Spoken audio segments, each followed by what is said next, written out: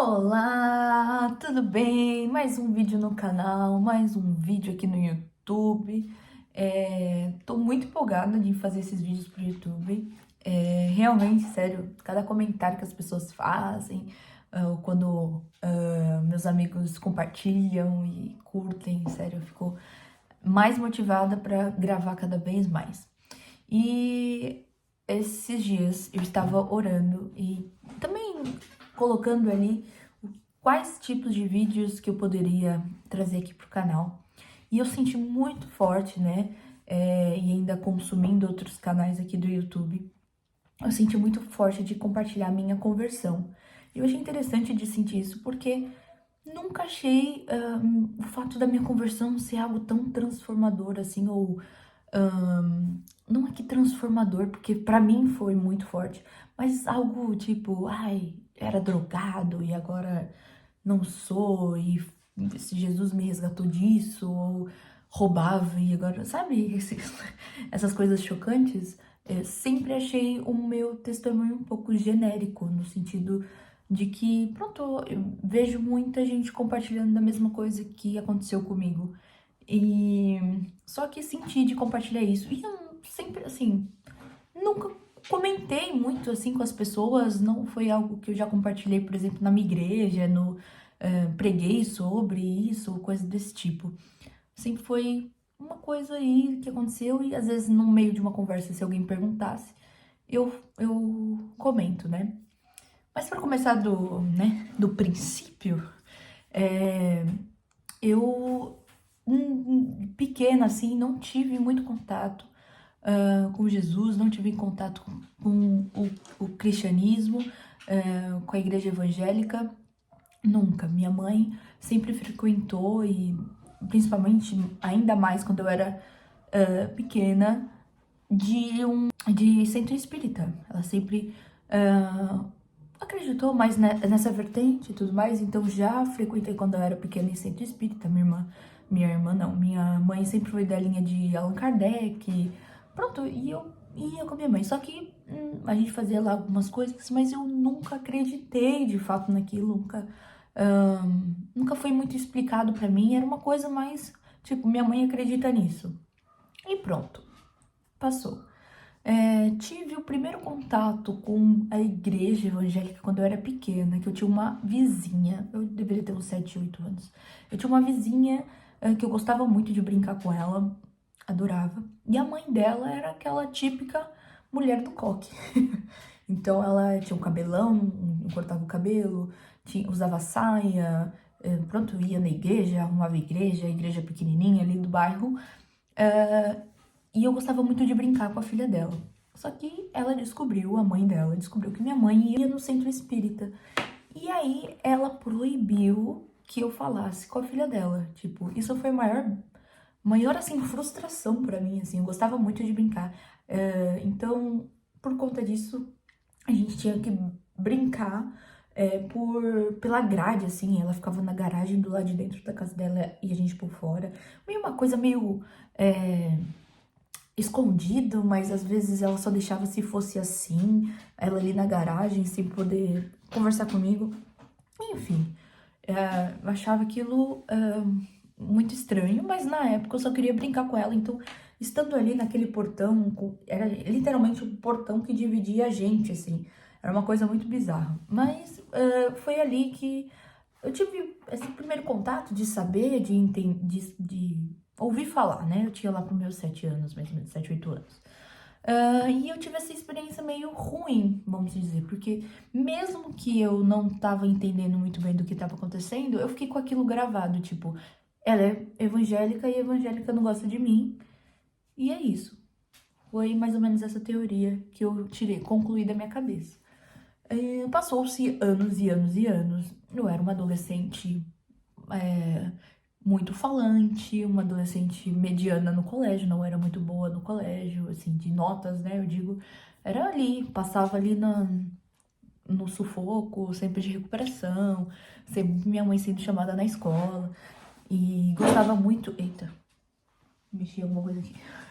Gostava muito de festas, Na época, quando eu era adolescente, era muito comum essas house party HP, né? Tipo, na casa de alguém, festas e tal, porque, né? A gente não podia entrar na balada. Ah, fiz RG falso, minha mãe descobriu e foi um fuzuê.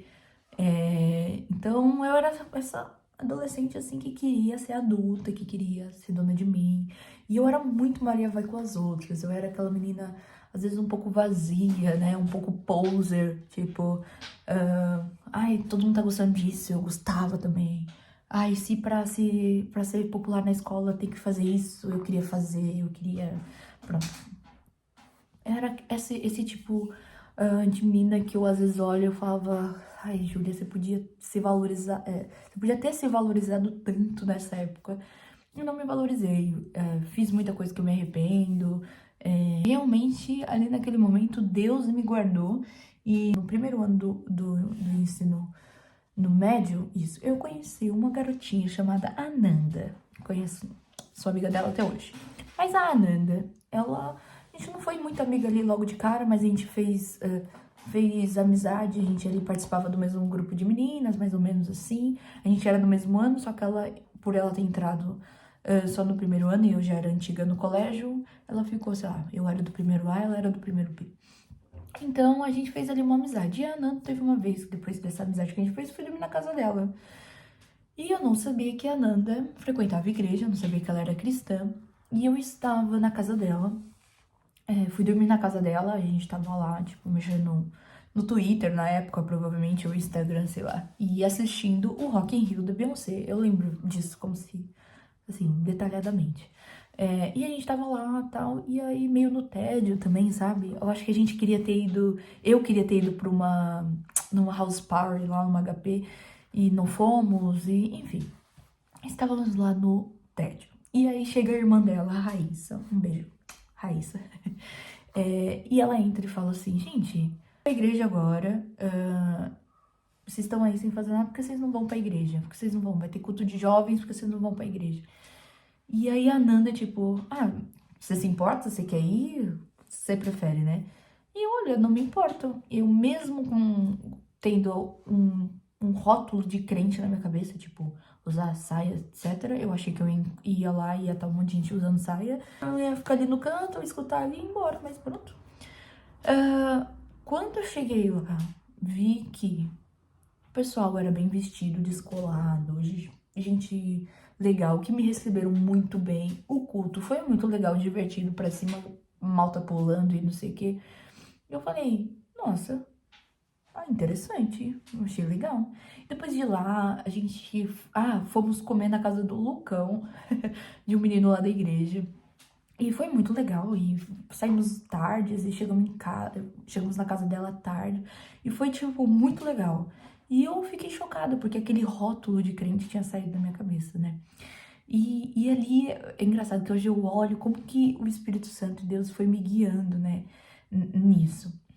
E eu lembro que depois, na escola, pronto, todo mundo ficou ali meio que saber que eu tinha ido pra igreja, e eu falei, nossa, muito legal. E eu comecei em um evento ou outro.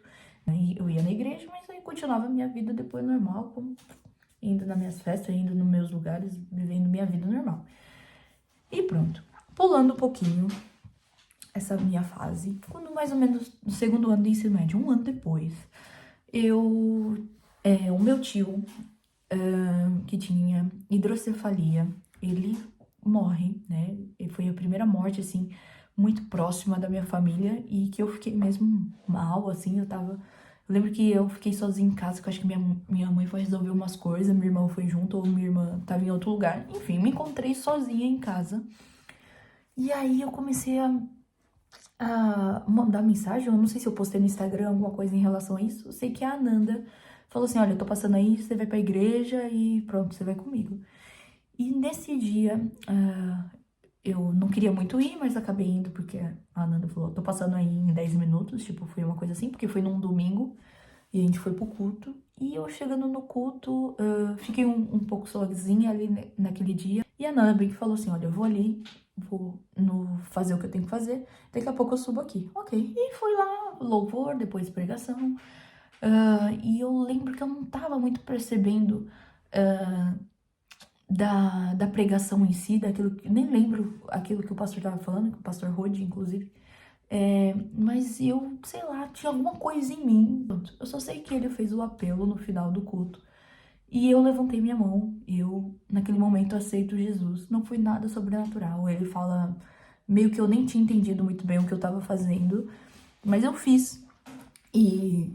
Naquele momento, eu lembro que a Nanda, acho que chegou nesse momento do meu lado, eu tive que preencher um papel lá, que é ali que caiu minha ficha. Nossa, eu acho que agora eu sou crente, eu acho que agora eu tenho que frequentar a igreja, tipo, umas coisas assim que tava na minha cabeça, que eu não tava entendendo muito bem. A Nanda me abraça, então, tipo, eu falei, nossa, o pessoal tá feliz por mim com essa decisão, legal. E foi isso. E aí eu comecei, depois desse dia, a querer sempre ir pra igreja, a me comprometer com aquilo, mas mesmo assim era algo meio abstrato na minha cabeça. Então, muito feliz da maneira que o Senhor me resgatou, como o Senhor mudou, né, minha vida. Porque eu lembro quando eu tava nessa época indo pra igreja, os amigos da época, né, da escola, até mesmo minha mãe, ela, deve ter algum menininho aí na igreja, deve ser alguma coisa ali na igreja, porque não é possível. Isso aí não vai durar muito, já passa, já ela vai pra outra fase, porque eu era uma menina que uma hora eu queria ser surfista, uma hora eu queria ser skatista, uma hora eu queria ser hippie, uma hora eu queria ser do forró, uma hora eu queria ser rapper. E eu era multifacetas, então eu acho que aquilo para as pessoas era, é mais uma faceta que a Júlia, mais uma tribo que a Júlia quer se pertencer, mas daqui a pouco ela enjoa e vai para outro lugar. Só que aí depois de um tempo, eu ainda já frequentando a igreja e tudo mais, e muito superficial ainda, porque eu não tinha sido guiado, assim, por meus primeiros passos. Tipo, o que eu tinha que fazer depois que eu aceitei Jesus. Então, eu conheci o Davi, né? Achei o Davi bonito e não sei o quê. Só que na época o Davi era muito novo, enfim, é uma história que eu posso contar depois. Sobre como eu conheci o Davi, que hoje... Meu marido, eu conheci o Davi muito rápido depois da minha conversão. Tipo, eu me converti em janeiro e em novembro, menos de um ano, assim, de conversão, eu conheci o Davi. Só que foi muito rápido, porque eu não era ainda tão... Ninguém me conhecia na igreja, eu era ainda meio ali, ia uma vez e às vezes faltava, porque também tinha a questão que minha mãe não era da igreja, ninguém era da igreja, então às vezes eu dependia das pessoas para me levar e me buscar da igreja. Então, conheci o Davi e foi muito rápido. Conheci o Davi em, tipo, sei lá, novembro, e em janeiro a gente começou a namorar. E foi muito importante para mim. Eu achei mesmo o Davi um presente literalmente de Deus na minha vida, porque foi ali que eu fui instruída pelos meus primeiros passos, né? Tipo, a dizer, Júlia, tu fala muito palavrão. Eu acho que não era fixe tu falar palavrão. Eu acho que não era muito legal você falar palavrão. E o Davi foi me instruindo, e a família do Davi também foi um presente muito grande pra mim, que foi me instruindo. Eu comecei a servir no Ministério Infantil, que foi pra mim uma escola mesmo, porque ali no Ministério Infantil que eu comecei a aprender realmente a Bíblia, porque eu recebia lá o estudo, eu estudava pra passar para as crianças no domingo. Então, sei lá, recebia o estudo na terça-feira. E aí, aquilo não era só o estudo, eu tava aprendendo. Eu aprendia, estudava e repassava isso no domingo. Então, eu comecei a aprender da Bíblia ali, né? Então, foi muito assim, o processo, assim, que Deus foi me colocando e as pessoas que foram colocando no meu caminho, né? E hoje as pessoas veem que realmente eu sou totalmente de Jesus, eu sou completamente apaixonada por Cristo, Ele me salvou, Ele realmente me tocou, Ele me encontrou, e não foi só passageiro, não foi pelo Davi que eu permaneci na igreja, ou não foi, enfim, outras circunstâncias, foi mesmo pelo amor. Aí eu falei que eu não queria chorar nesse vídeo, por aquilo que o Senhor fez, né, na minha vida, e eu sou muito, muito grata a Ele por isso. E é isso. Aí pra alguém, se alguém tiver me assistir e que acabou de se converter, e eu gosto de dizer isso para as pessoas que eu conheço que se converteram agora, que, primeiro, encontre uma igreja que você goste, encontre uma igreja onde você possa servir nessa igreja e sirva na igreja. Para mim, como eu disse aí no meu testemunho, foi muito importante para mim, foi uma escola para eu conhecer mais Jesus. Então, sirva na igreja, onde precisar, esteja disponível para servir. Eu já participei de várias coisas na igreja, já até participei do Ministério da Dança, tipo assim. Quem me sabe, e na época via claramente que eu não era boa na dança, mas estava lá servindo e muito feliz servindo. Então, sirva numa igreja, tenha o seu devocional, tenha o seu relacionamento com Deus ainda vivo e constante, e a igreja e o serviço na igreja vai fazer com que isso aconteça, né? Que você quando você serve na igreja, você cada vez fica mais constante, né, na sua vida com Jesus, porque vão ter pessoas ao seu redor que também compartilham da mesma visão que você, que acreditam na mesma coisa que você. Então, isso faz com que você se motive e cada vez mais você foque em Jesus, né?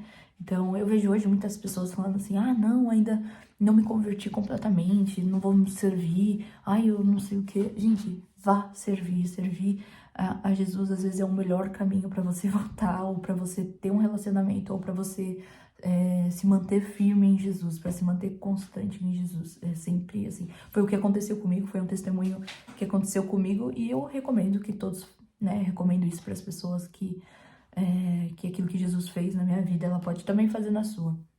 E hoje são 10 anos aí de convertida, completei meus 10 aninhos com Jesus esse ano, e sou muito grata aí por isso. Então é isso. Se você gostou desse vídeo, curte aqui embaixo.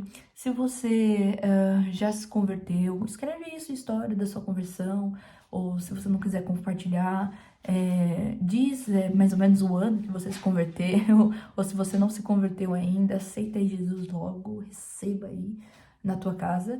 E se você não gostou desse vídeo, se você odiou, só assiste outro vídeo, e espero que você goste de outro vídeo, tá bem? Então, um beijinho e até o próximo vídeo. Tchau, tchau!